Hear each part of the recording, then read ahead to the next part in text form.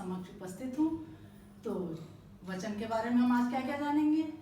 सबसे पहले जानेंगे वचन क्या है, इसकी परिभाषा, इसके भेद और इसकी पहचान के नियम।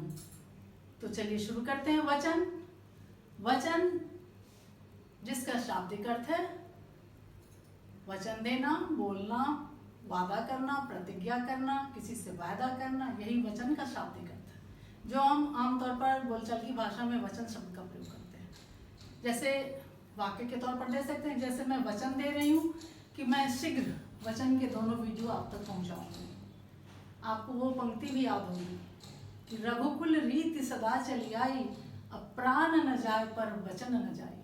यहाँ वचन देने की बात कही गई है, अपनी प्रतिज्ञा की बात कही गई है, वायदे की बात की गई है। परंतु आज हम व्याकरण पढ़ रहे हैं। व्याकरण में संज्ञा का विकार, वचन जिसका अर्थ होता है संख्या। हिंदी व्याकरण में वचन का अर्थ होता है संख्या। संख्या। तो वचन क्या है? वचन जिस संज्ञा शब्द से किसी वस्तु, पदार्थ या वस्तु के एक या अनेक होने का बोध हो। क्या है परिभाषा इसकी? वचन एक या एक से अधिक, एक या एक से अधिक किस चीज का? किसी भी व्यक्ति, किसी भी वस्तु, किसी भी पदार्थ के एक या एक से अधिक होने का बोध हो। किसी भी वस्तु, पदार्थ, व्यक्ति इत्यादि के एक या एक से अधिक होने का बोध हो, उसे हम वचन कहते हैं। हिंदी में वचन के दो भेद हैं, दो भेद हैं।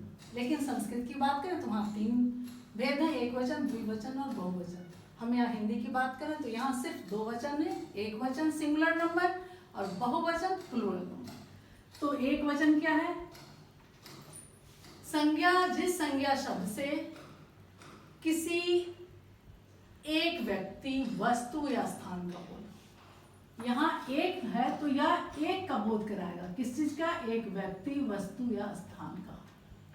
केवल एक व्यक्ति, एक व्यक्ति, वस्तु या स्थान का बोध कराएगा, तो एक वचन। जैसे चींटी, गुरु, कलम, केला इत्यादि ये एक वचन वाले शब्द हैं। और बहुवचन क्या है? शब्द के जिस रूप से एक या एक से अधिक, अनेक का बोध कराएगा वचन बहुवचन होता है। एक या एक से अधिक, अनेक का बोध। यहाँ एक व्यक्ति, वस्तु, यहाँ है एक या एक से अधिक का बोध। जैसे उदाहरण मैंने दिया है चींटी, तो यहाँ चींटियां। गुरु लिखा है मैंने तो गुरुजन, नेतागण, अध्यापकगण। कलम से कलमें, केला से केले इत्यादि। तो यह हो गया एक वचन और बहुवचन। और इसको स्पष्ट करने के लिए मैं बताऊं कि अगर मेरे हाथ में एक कलम है तो एक वचन का उदाहरण है। एक के बाद जैसे ही मैं दो उठाती हूँ तो यह बहुवचन का उदाहरण हो गया। और दो के बाद मैं चार भी उठाऊं, 10 भी उठाऊं, 10,000 भी उठाऊं, करोड़ भी उठाऊं, शंख भी उठाऊं, महाशंख भी उठाऊं, तो भी वह बहुवचन ही होगा। यानी एक वचन, एक से जैसे ही अधिक हुआ, 2, 3 या अनेक हो गए तो वह बहुवचन होगा। स्पष्ट है? चलिए आगे। अब हम जानेंगे वचन की पहचान। कैसे हम वचन की पहचान करेंगे? तो वचन की पहचान के लिए कुछ नियम बताए गए हैं, उसको आप दिमाग में बैठाइए और अन्य उदाहरणों से भी उसको स्पष्ट कीजिए। वचन की पहचान, पहले तो हम संज्ञा या सर्वनाम से, शब्द से जब संज्ञा या सर्वनाम एक से अधिक का बोध कराता है। उदाहरण मैं दे सकती हूँ वाक्य के तौर पर, जैसे नदी बहती है। तो नदी बहती है, यह वाक्य किस वचन का उदाहरण है? एक वचन का उदाहरण है।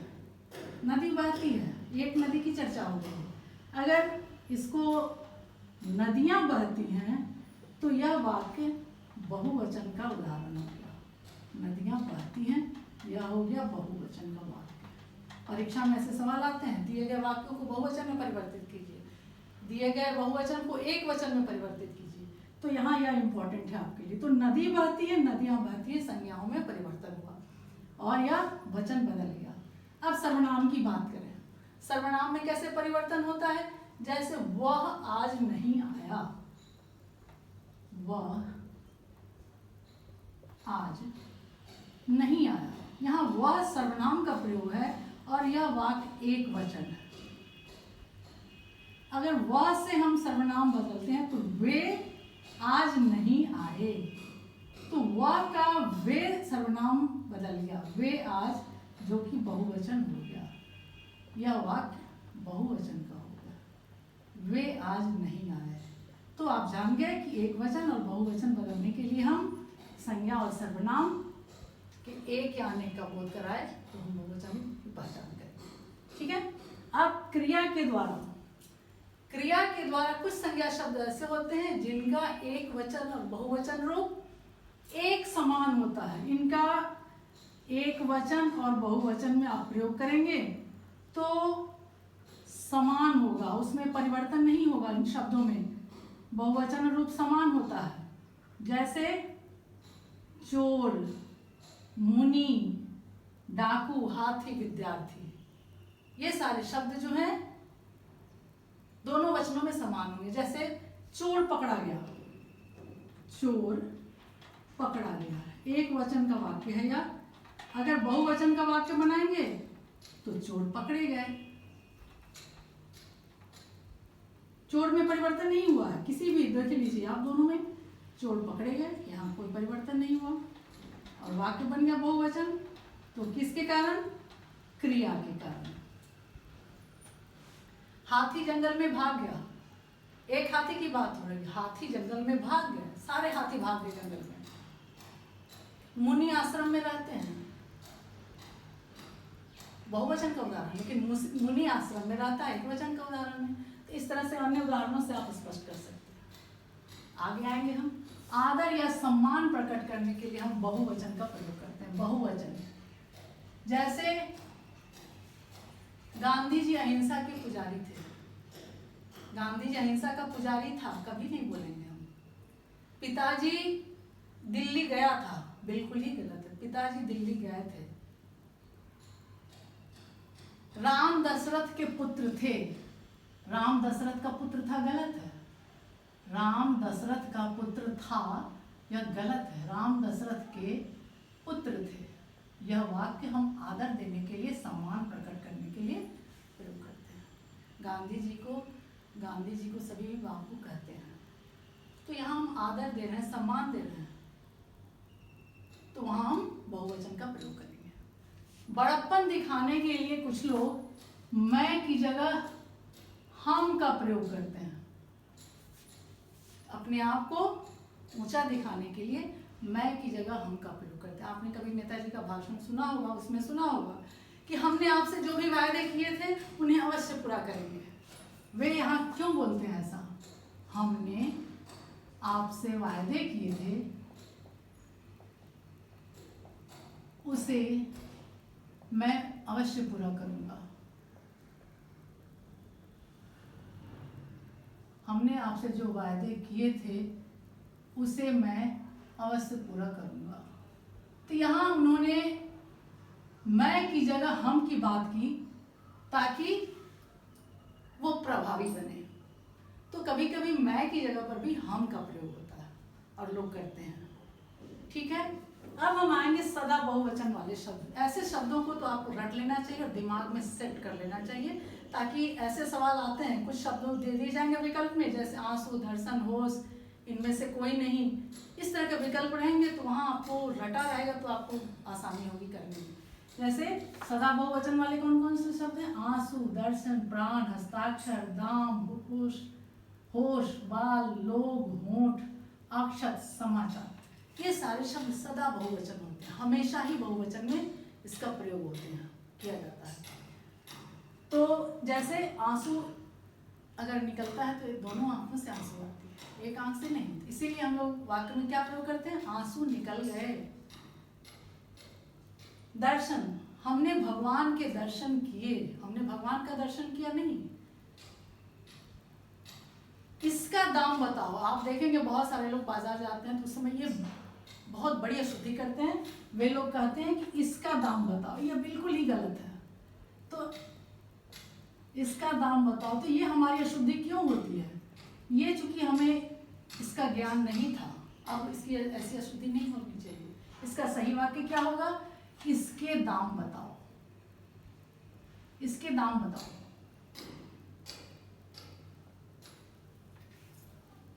उसके होश उड़ गए, उसके प्राण निकल गए, तो यह हमेशा बहुवचन में प्रयोग होता है। कई बार जातिवाचक शब्द बहुवचन हो जाने पर भी एक वचन हो जाते हैं। बहुवचन हो जाने पर एक वचन हो जाते हैं। उदाहरण ले सकते हैं, जैसे हाजीपुर का केला प्रसिद्ध है, तो केला जातिवाचक संज्ञा है और यह एक वचन में प्रयुक्त हो गया। जातिवाचक होने पर भी प्रसिद्ध है, ये है एक वचन में हो गया। जैसे नागपुर का संतरा प्रसिद्ध है, तो यहाँ संतरा की जाति कई होगी, परंतु यहाँ वह बहुवचन में प्रयोग न होकर के एक वचन में प्रयोग। ठीक है। एक और बात, प्रत्येक, हर एक शब्द, हर एक शब्द सदा एक वचन होते हैं, हमेशा ही एक वचन होगा, सदा एक वचन। उदाहरण ले सकते हैं, प्रत्येक व्यक्ति शाकाहारी नहीं होता, हर एक व्यक्ति मांसाहारी नहीं होता। तो यहाँ हम प्रत्येक और हर एक सदा एक वचन में प्रयुक्त करते हैं। अब हम आएंगे अपवाद वाले कुछ शब्द लेकर के आपके सामने, जहां आप जानेंगे कि ये अपवाद वाले शब्द संबंधी वाचक हैं और संस्कृत के भी हैं। कुछ ऐसे शब्द हैं पुल्लिंग आकारांत संज्ञाएं हैं जिनके रूप दोनों ऐसी स्थिति में दोनों वचनों में एक ही समान रहते हैं, तथा वे संस्कृत के क्या होते हैं? रीकार, नकार और सकार भी होते हैं। अंत होने वाले ये होते हैं, रीकार से अंत होने वाले, नकार से और सकार से अंत होते हैं। क्या होते हैं वो?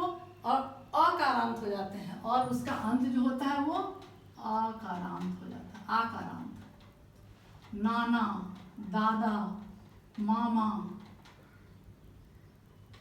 बाबा, युवा, आत्मा, देवता, योद्धा, युवा, आत्मा, देवता, ये हमेशा क्या होगा?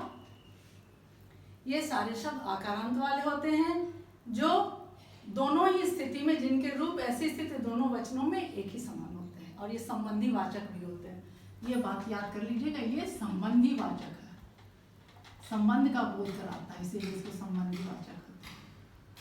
अब आएंगे कि कुछ शब्द ऐसे होते हैं जो ईकारांत, पहले हम अकारांत, ईकारांत, औकारांत वाले शब्द, एक वचन और बहुवचन पुल्लिंग शब्द हैं जो एक समान रहेंगे। जैसे बालक, नर, औकारांत, ये एक वचन और बहुवचन दोनों में एक समान होंगे, एक वचन और बहुवचन दोनों में एक समान होंगे। औकारांत, ईकारांत, कवि मुनि, ईकारांत में हम ले सकते हैं कवि मुनि। ईकारांत, ईकारांत शब्द है भाई, सिपाही, ईकारांत वाले शब्द हैं जो एक वचन और बहुवचन दोनों में समान रहेंगे। उकारांत, गुरु, साधु। अब आएंगे गुरु और साधु। फिर उकारांत वाले शब्द आलू, उल्लू।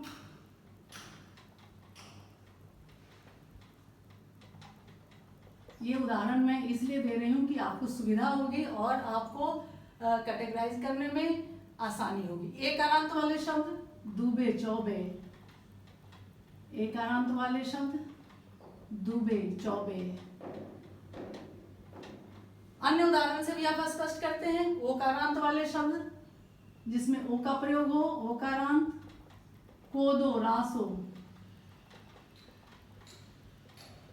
औकारांत, औकारांत वाले शब्द जौ इत्यादि शब्द जो है वह एक वचन और बहुवचन दोनों में बराबर होते हैं। कुछ बातें और हैं एक और बात आपसे कर ही लेती हूँ, फिर दूसरे वीडियो में अन्य नियम बताए जाएंगे, जिसको आप भाग 2 होगा, दूसरा भाग उसको आप देखेंगे।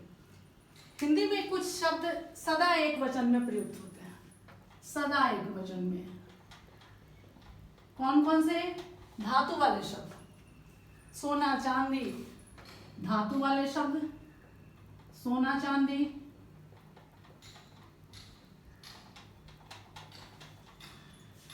भाववाचक संज्ञाएं, प्रेम, करुणा, प्यार, मिठास, भाववाचक वाले संज्ञा शब्द, प्रेम, करुणा, मिठास इत्यादि जो संज्ञाएं भाववाचक हैं वो। फिर प्राकृतिक वस्तुएं, हवा, पानी, प्राकृतिक वस्तुओं में हवा, पानी, धूप, पवन, धरती, आग, ये सारे, धरती, आग। और समुदायवाचक संज्ञा, परिवार, संघ, सेना, संस्था,